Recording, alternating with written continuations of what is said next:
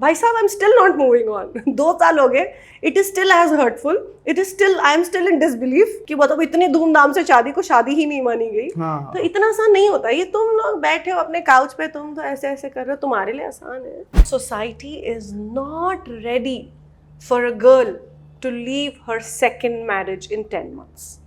वो रेडी नहीं है ये एक्सेप्ट करने के लिए. You are being very very much choosy about your works. क्यों?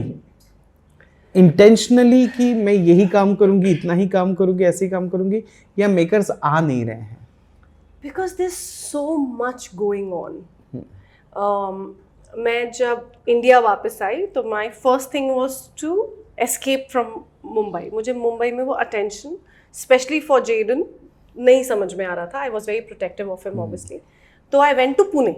तो I plucked myself out geographically. वहाँ पे मैंने जेडन को सेटल किया, वहाँ पे मैंने एक घर लिया, वहाँ मैं कम से कम 1.5 साल रही. उस दौरान ऑब्वियसली मुझे टेलीविजन के ऑफिस तो टचवुड कभी ऐसा होता नहीं कि ना आए. फिर मैंने कलर्स का एक शो धाकड़ बीरा के लिए हाँ भी बोला. दे टोल्ड मी मैम हर रोज़ नहीं लगेगा, महीने के आपको मतलब मैक्सिमम 15 दिन देने होंगे. ऐसे चल ट्राई करके देखती हूँ. But it became very hectic क्योंकि मैं पुणे से मीरा रोड जाती थी शूट करने के लिए on the days that I was called. So it would be a 8-hour journey to reach, to shoot and come back. So which became very tough. Then I realized, ये ना हो पाएगी. I need to be alive by the end of this whole journey of finding myself, finding the house, finding what I want to do. तो physically हो नहीं पा रहा था. Plus my family was this time too protective of me. कि कोई ज़रूरत नहीं है, हम हैं, कोई ज़रूरत नहीं है, नहीं करेगी, हम देखेंगे, कुछ नहीं करना है, चुपचाप बैठो, हम घर. Then they figured out a house in Mumbai, which is I stay very far away. तुम्हें पता ही है तुम्हें कितने घंटे लगे आने. मुझे पता चला. मैंने my family very categorically chose a house really far away from where I used to stay, from that area, because emotionally they didn't want me to be in that area. तो मैं साउथ बॉम्बे बिल्कुल ही कोने में आ गई हूँ. तो I think family just took over, and first time in my life I let them take decisions for me. I said, you know what, मैं बैठी, मुझे बता दो कहाँ पहुँचना है. And then we took the house and यहाँ पे फिर सेटल होना शुरू हुआ. And during that I came up with my business. I said चलो कुछ हटके करते हैं. Television and all that will always be a part of my life. It can never go away. I will always be a television artist and I love being that. But फिर silver की jewellery का idea आया. माई छोटे पापा से चल कुछ करते हैं. तो करते करते करते अब I think we are very quite happy the way our business is shaping up. And excited क्योंकि हमारा वेबसाइट बहुत जल्दी लॉन्च होने वाला है. And I'm not missing the hustle or not missing being talked about. I'm very happy not giving interviews. So happy.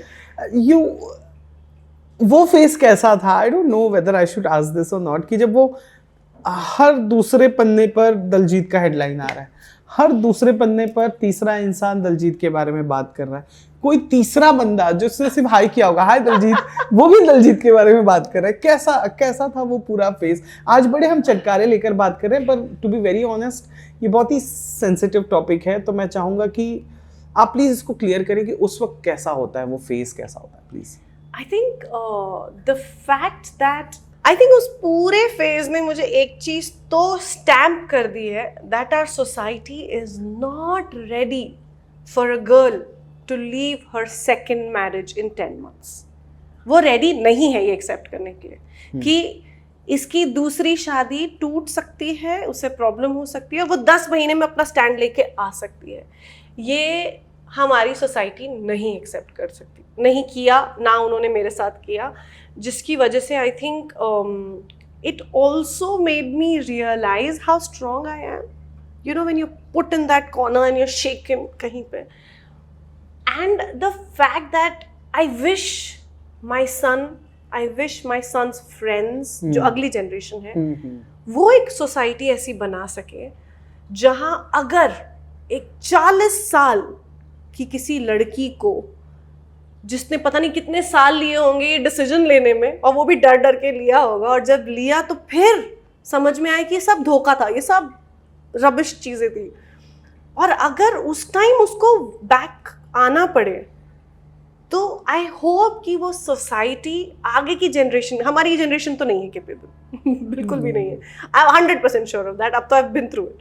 But I hope that we are able to educate our coming generation to become capable to say ये problem है ना, मतलब इतना बड़ा धोखा हो रहा है, तू टेंशन मत ले, आ जा, हम हैं, तू आ जा.